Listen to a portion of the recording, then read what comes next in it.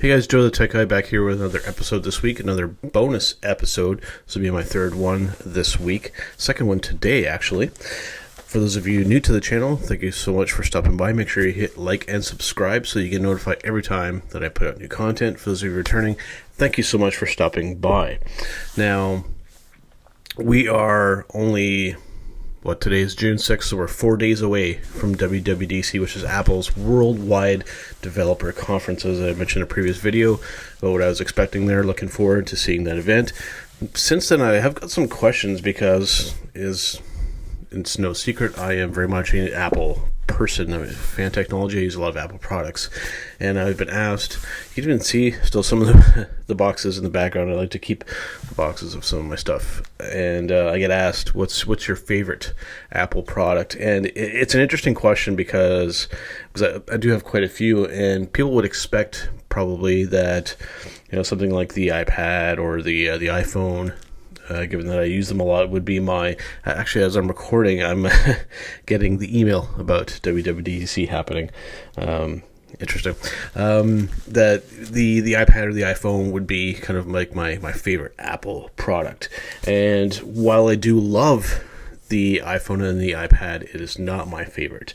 My favorite Apple device is something that I use on an almost daily basis, especially when I'm doing this kind of stuff. And I'm talking about my iMac. That is hands down, my favorite Apple product. It's hands down my favorite piece of technology that I use.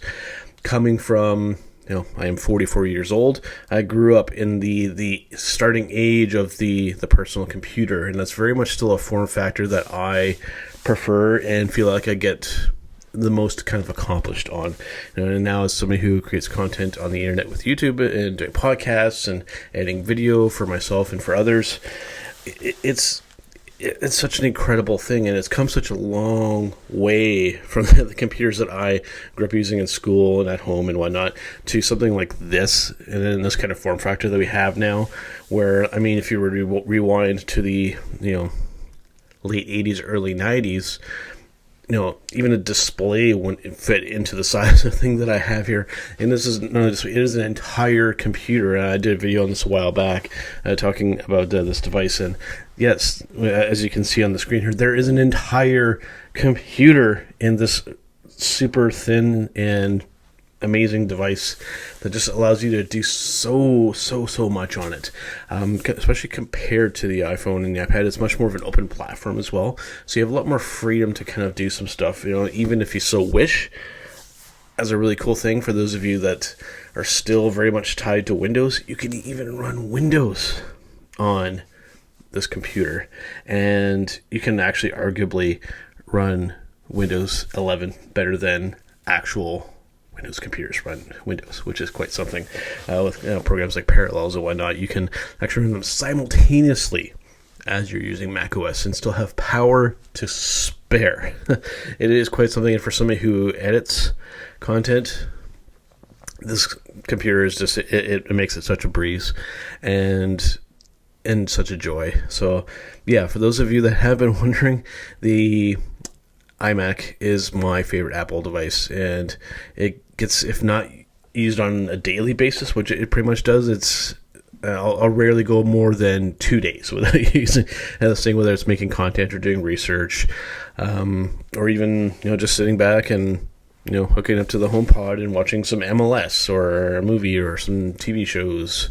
I can watch my cable channels on here too. It's such a versatile device, for not only making content, doing research, and even absorbing and consuming content. It is quite good. And I didn't even get to the gaming aspect of it, especially now with macOS. They even have a dedicated game mode, and some good AAA games like Assassin's Creed, Resident Evil, Death Stranding, all that kind of coming to the Mac now, and being able to play those natively on the Mac without having to do through Windows or something like that. It's really quite something. I mean, for those of you that are possibly looking at making a change for a personal computer, the iMac is something I strongly recommend.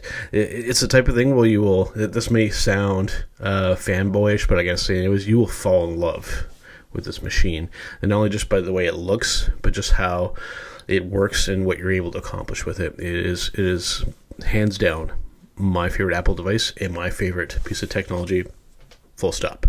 All right, guys, that about wraps up here. Next time you'll be seeing me, I'll be sitting with Mr. Michael Jargo to talk about WWDC. Looking forward to that. And we'll see you on the next one where we talk about how tech matters. HTM Tech is brought to you by Microplay, located at 265 King George Road in Brantford, Ontario, Canada, for all of your video game and collectible needs. This episode of HTM Tech is brought to you by Rogue Energy.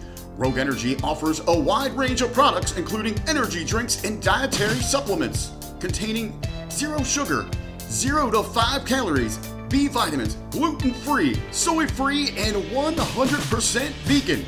Rogue Energy products are a great alternative to those corner store energy drinks that are loaded with sugar and cause you to crash soon after. Head over to RogueEnergy.com, where viewers of HTM Tech can get 10% off any order placed. Not just your first order, but any time you order. Just use offer code HTM Tech at the checkout to get your discount on one of the hottest energy drink brands on the market. Hey, don't take our word for it. Try it for yourself today.